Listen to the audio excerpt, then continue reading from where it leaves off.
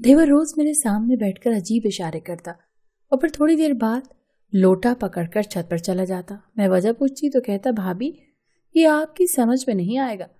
मैं शर्म के मारे चुप कर जाती, लेकिन एक रात में देवर के पीछे छत पर चली गई। उस रात मेरे तो होश उड़ गए। देवर ने मुझे भी पास बिठा लिया और फिर मेरा नाम सहर है और मेरा ताल्लुक एक खाते पीते घराने से है।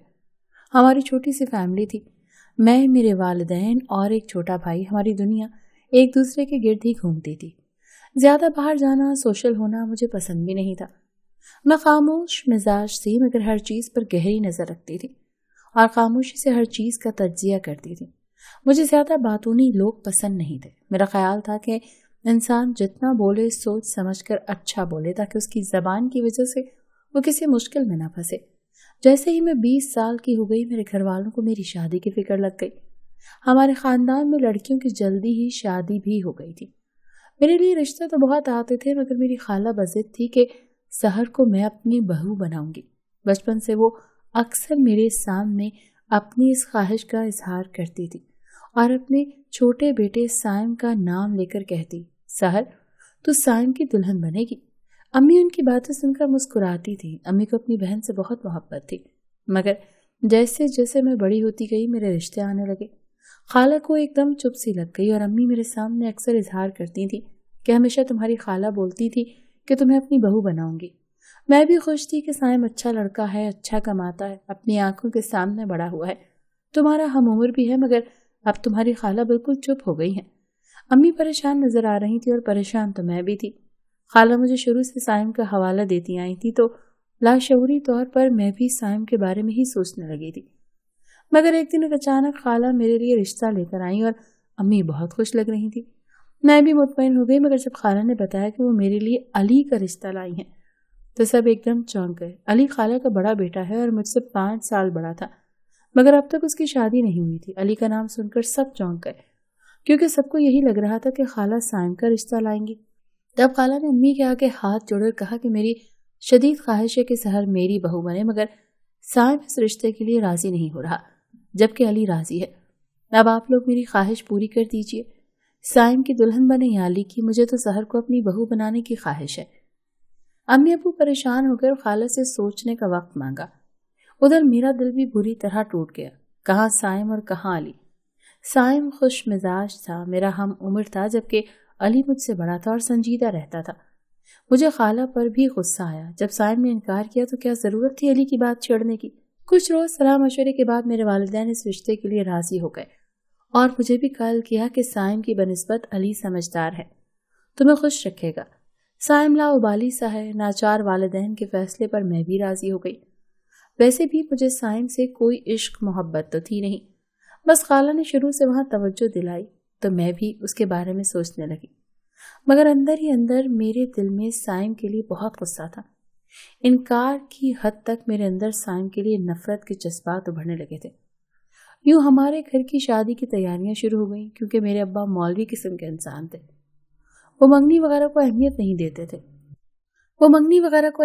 नहीं देते थे, इसीलिए डायरेक्ट शादी की डेट रखी गई। मगर मेरा दिल न जाने क्यों बुझा बुझा सा था। मैं शादी होकर अली की हमराही में खाला की ख्वाहिश के मुताबिक उनकी बहू बनकर आ गई। खाला बहुत खुश थी और बार बार मेरी बलाएं ले रही थी।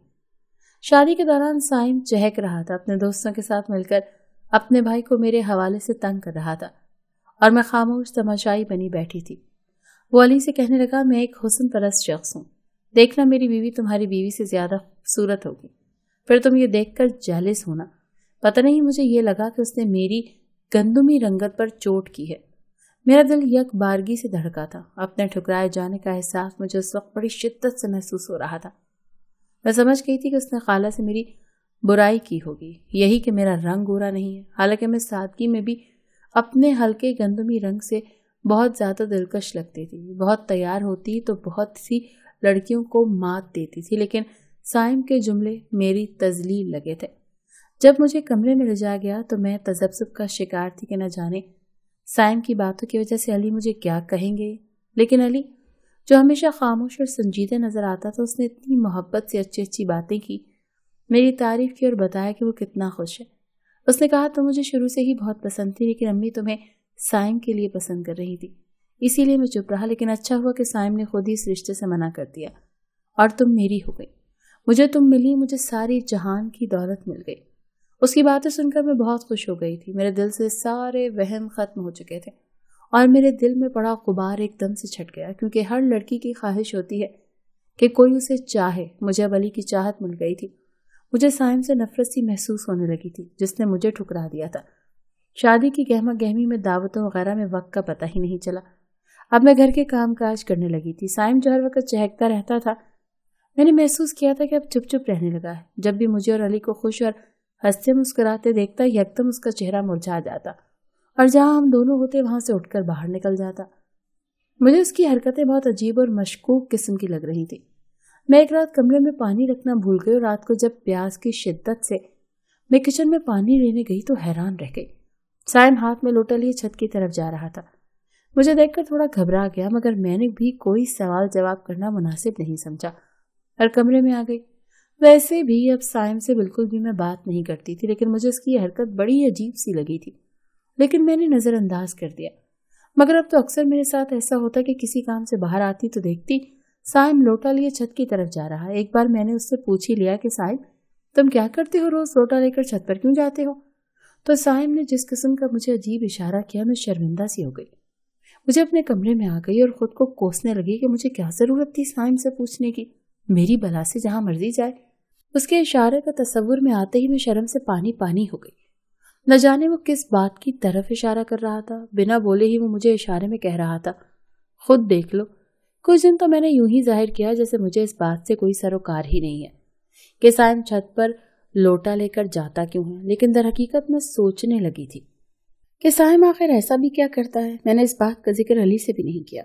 ایک روز جو میری آنکھوں نے دیکھا، میں آنکھیں جھپکنا ہی بھول گئی تھی۔ یہ کوئی معمولی بات نہیں تھی، میرا دل تو یہ سب دیکھ کر دھڑکنا ہی بھول گیا تھا۔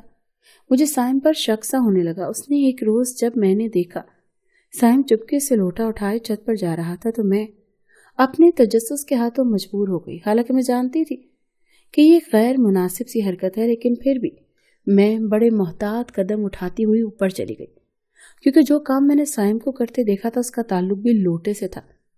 میں سائم کے پیچھے چھت پر آ گئی، کیونکہ ہماری سارے گھر والے جلدی سو جاتے تھے۔ چھت کے دروازے پر کھڑی دیکھ رہی تھی، عجیب منظر تھا۔ میرا دیور عجیب حرکتیں کر رہا تھا، ایسا لگ رہا تھا پاگل ہو گیا ہے۔ کبھی لوٹے کے گرد گول گول چکر کاٹتا تو کبھی ایک جگہ بیٹھ جاتا اور آنکھیں بند کر کے کچھ پڑھنے لگتا اور عجیب عجیب شکلیں بناتا۔ مجھے سمجھ نہیں آ رہا تھا یہ کیا کر رہا ہے اور وہ یہ سب کیا کر رہا تھا۔ چند دن پہلے بھی میں نے یہی دیکھا تھا۔ سائم جب لوٹا چھپا کر چھت پر لے جا رہا تھا تو اس لوٹے سے دھواں سا نکل رہا تھا۔ یہ دیکھ کر مجھے اپنے دیور پر کچھ شک سا ہوا تھا۔ میں بھی اسی بارے میں سوچ ہی رہی تھی کہ وہ آخر یہ سب کر کیا رہا ہے کہ جب اس کی نظر مجھ پر پڑی تو نظروں کے تصادم میں اس کی لال آنکھیں دیکھ کر میں ڈر گئی۔ ایک تو کھلی چھت، اس پر آدھی رات کا پہر اور پھر سائم کی سرخ آنکھیں۔ میرا تو یہ سب دیکھ کر خون ہی خشک ہو گیا تھا۔ اس سے پہلے کہ میں نیچے جاتی اس کی دھاڑ دار آواز پوری کی پوری سے میں کانپ گئی۔ تبھی اس نے مجھے اپنی طرف آنے کا اشارہ کیا اور میں اپنے قدم گھسیٹتی اس کے پاس آئی۔ اس نے مجھے اپنے سامنے بیٹھنے کا اشارہ کیا اور میں ڈر گئی اور بیٹھ گئی۔ اور پھر اس نے مجھے کہا، بھابھی آپ کو پہلے دن سے بہت تجسس ہو رہا ہے نا کہ میں چھت پر آ کر کرتا کیا ہوں؟ دیور کے اس طرح پوچھنے پر میں شرمندہ ہو گئی، مگر کہا کچھ نہیں۔ آپ دیکھ لیں میں کوئی غلط کام نہیں کرتا، میں ایک لڑکی سے بہت محبت کرتا ہوں۔ وہ لڑکی بھی مجھ سے محبت کرتی ہے۔ امی کا مجھ پر زور تھا کہ میں آپ سے شادی کروں، مگر میں نے صاف لفظوں میں جواب دے دیا۔ وجہ یہ نہیں تھی کہ آپ میں کوئی کمی تھی، وجہ یہ تھی کہ میں کسی اور لڑکی کو چاہنے لگا تھا، مگر امی مجھے بار بار ایموشنل بلیک میل کرنے لگی تھی۔ ایک بار علی بھائی نے امی کی باتیں سن لی تو انہوں نے کہا کہ آپ کو سحر کو بہو بنانا ہے تو سائم ہی کیوں، میں سحر سے شادی کیوں نہیں کر سکتا؟ امی کہنے لگی تم سحر سے بہت بڑے ہو، وہ سائم کی ہم جوڑ ہے۔ علی بھائی کہنے لگے سائم کسی اور سے محبت کرتا ہے، آپ یوں بلیک میل کر کے اس کی شادی سحر سے کر بھی دیں گی تو وہ کبھی بھی اسے خوش نہیں رکھ سکے گا، لیکن آپ خالہ خالو سے میرے بارے میں بات کریں، اگر وہ مان جاتے ہیں تو میں سحر کو بہت خوش رکھ سکتا ہوں، کیونکہ میری زندگی میں کوئی بھی لڑکی نہیں ہے اور سحر مجھے پسند بھی ہے۔ اس طرح سے علی بھائی نے میری بہت بڑی مشکل آسان کر دی تھی۔ یہ معاملہ تو حل ہو گیا تھا، مگر اس لڑکی کے گھر والوں نے لڑکی کی شادی اس کے منگیتر سے طے کر دی۔ میں اتنا پریشان ہو گیا کہ کچھ سمجھ نہیں آ رہا تھا کہ لڑکی کے گھر والوں سے بات کرنی چاہیے، تو لڑکی نے منع کر دیا کہ اس کے گھر والے کبھی بھی نہیں مانیں گے۔ پھر مجھے ایک دوست نے لوٹے والے بابا کے بارے میں بتایا اور کہا کہ تم ان کے پاس جاؤ، وہ بہت اچھے بابا ہیں۔ میں بہت پریشان تھا اور اس بابا کے پاس گیا۔ اس نے کہا مجھے ایک عمل بتائے گا جو مجھے 40 دن تک کرنا ہوگا، اس طرح اس لڑکی کا منگیتر خود پیچھے ہٹ جائے گا اور اس کے گھر والے اس لڑکی سے میری شادی کر دیں گے۔ تب سے لے کر میں روز اس لوٹے میں پانی بھر کر اوپر آتا ہوں اور بابا کے دیے گئے عمل کرتا ہوں، اور کبھی اس بابا کے دیے گئے تعویذ اس میں لوٹے میں جلاتا ہوں۔ جب آپ مجھ سے پوچھتی تھی تو میں اشاروں میں بات کرتا تھا، کیونکہ بابا نے کہا تھا کہ عمل کے دوران بات نہیں کرنی۔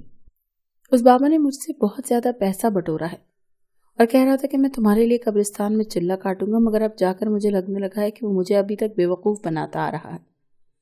کل اس لڑکی کی شادی ہے جس سے میں محبت کرتا ہوں۔ میں بہت پریشان ہوں، ایسا لگتا ہے میں پاگل ہو جاؤں گا۔ ذہنی تناؤ کی وجہ سے مجھے لگ رہا ہے میرا سر پھٹ جائے گا۔ یہ باتیں میں آپ کو اس لیے بتا رہا ہوں کیونکہ آپ نے مجھے عمل کرتے ہوئے دیکھ لیا ہے۔ سائم کی باتیں سن کر میں حیران رہ گئی۔ سائم کی حالت عجیب ہو رہی تھی، آنکھیں لال تھی، ایسا لگتا تھا جانے کتنے دنوں سے سویا نہیں ہے۔ اس نے اور بھی بہت سی باتیں بتائیں کہ اس کے پاس کوئی پیسہ نہیں بچا، سب کچھ اس بابا کے پیچھے لوٹا دیا ہے۔ میں نے سائم کو بہت سمجھایا کہ ایک لڑکی پر زندگی ختم نہیں ہو جاتی، تم اس لڑکی کا پیچھا چھوڑ دو، اب اس کی شادی ہونے والی ہے اور یہ شادی ہو کر رہے گی۔ بابا تمہیں بیوقوف بنا کر پیسے بٹور رہا ہے۔ میں نے سائم سے کہا سائم تم پیچھے ہٹ جاؤ، یہاں پر کچھ ہاتھ نہیں آنے والا۔ راتوں کو جاگ کر تم نے اپنی صحت برباد کی ہے اور اس بابا کے پیچھے اتنا پیسہ ضائع کیا ہے۔ یہ بس اپنا کاروبار بنا کر بیٹھے ہیں، لوگوں کو لوٹتے ہیں، ان کا وقت برباد کرتے ہیں۔ اللہ نے تمہارے لیے کوئی اچھی لڑکی ضرور رکھی ہوگی، بس اللہ پر بھروسہ کرو اور فضول کے جھمیلوں میں مت الجھو۔ یہ لڑکی شادی کے بعد تمہیں یاد بھی نہیں رہے گی۔ لڑکیاں ایسی ہی ہوتی ہیں، شادی کے بعد ساری محبتیں بھول جاتی ہیں اور اپنے شوہر سے محبت کرنے لگتی ہیں۔ پھر میں نے بھی جھجکتے ہوئے اس سے کہا کہ بچپن سے میں نے آپ کے نام کے ساتھ تمہارا نام سنا تھا، اسی لیے علی سے شادی کرتے ہوئے میرے دل میں بھی بہت سے خدشات تھے، لیکن علی کی محبت پا کر میں پرانی ہر بات بھول بیٹھی ہوں اور اب اللہ کا اس بات پر شکر ادا کرتی ہوں جو اس نے میرے لیے چنا وہی میرے لیے سب سے بہترین ہے۔ میں نے اپنی طرف سے سائم کو سمجھانے کی بہت کوشش کی، مگر اب بھی وہ الجھا ہوا تھا، اس کا ذہن کام ہی نہیں کر رہا تھا۔ میں اسے وہیں بیٹھا چھوڑ کر نیچے اپنے کمرے میں آ گئی کیونکہ بہت رات ہو گئی تھی، علی سو چکا تھا، وہ جلدی سونے کا عادی تھا۔ مجھے سائم پر ترس آ رہا تھا، اسے محبت کے نام پر کیسے ایک ڈھونگی بابا نے لوٹ لیا تھا۔ مجھے وہ وقت یاد آیا جب میں سائم میں دلچسپی لیتی تھی، مگر اب اپنے دل میں جھانکا تو کہیں بھی سائم کا نام و نشان تک نہیں تھا۔ میرے دل پر علی پوری طرح سے قابض تھا اور میں اپنے رب کی شکر گزار تھی۔ اگلے دن سائم بہت زیادہ پریشان لگ رہا تھا کیونکہ اس دن اس کی محبوبہ کسی اور کی دلہن بن رہی تھی۔ 2 دن تک سائم اپنے کمرے سے نہیں نکلا، بیماری کا بہانہ کر کے اندر پڑا رہا۔ پھر ایک دن سائم میرے پاس آیا اور مجھ سے کہا بھابھی آپ نے سچ کہا تھا، وہ پیر پاپا ڈھونگی اور جھوٹا تھا، سب کو بیوقوف بنا کر اس سے پیسے ہڑپ کرتا رہا۔ کل اسے پولیس پکڑ کر لے گئی اور اس کا سارا جھوٹ سب کے سامنے آ گیا ہے، اور اس نے پولیس کے سامنے سب کچھ اگل دیا ہے کہ کیسے الگ الگ جگہوں میں جا کر لوگوں کو لوٹ کر ان کی کم عقلی سے فائدہ اٹھا کر ان کو بیوقوف بناتا آیا ہوں۔ مجھے بہت افسوس ہو رہا ہے، میں نے اس پر یقین کیا، اور آپ نے یہ بھی صحیح کہا تھا کہ جس لڑکی سے میں محبت کرتا ہوں اسے فون کیا تو اس نے میرا فون ہی یہ کہہ کر کاٹ دیا کہ میں اسے اب مزید پریشان نہ کروں۔ وہ اپنے شوہر کے ساتھ خوش ہے اور وہ نہیں چاہتی کہ اس کے شوہر کو کوئی بھنک بھی پڑے اور اس کی شادی شدہ زندگی برباد ہو۔ اب تو مجھے ایسا لگ رہا ہے وہ لڑکی بھی میرے ساتھ محبت کا کھیل ہی کھیلتی آئی ہے اور مجھے دھوکہ دے رہی تھی۔ یہ سب بتاتے ہوئے سائم بہت رنجیدہ تھا۔ میں نے اسے کہا تم پریشان نہ ہو اور جلد سے جلد شادی کر کے اپنے گھر بساؤ، یہ سب جو بھی ہوا تمہارے ساتھ اسے بھول جاؤ۔ اور ایسا ہی ہوا، سائم نے اپنی امی کو سارا اختیار دے دیا کہ وہ اس کے لیے لڑکی ڈھونڈے، اور سائم کی شادی ہماری کزن ربیہ سے ہوئی اور اب دونوں اپنی زندگی میں خوش ہیں۔ اس کہانی کو بتانے کا مقصد یہ ہے کہ آپ کسی بھی پیر بابا کے ہاتھ کی کٹ پتلی مت بنے۔ کوئی کسی کا محبوب قدموں میں نہیں لا سکتا، جس کے نصیب میں جو ہوگا اسے وہی ملے گا۔ اور یہ بھی ایک حقیقت ہے کہ لڑکی شادی سے پہلے جس کو بھی اپنے دل میں بساتی ہو، شادی کے بعد اس کا سب کچھ اس کا شوہر ہی ہو جاتا ہے اور وہ اسی سے محبت کرنے لگتی ہے جو اس کا محرم ہوتا ہے، کیونکہ نکاح میں اللہ تعالیٰ نے بہت طاقت رکھی ہے۔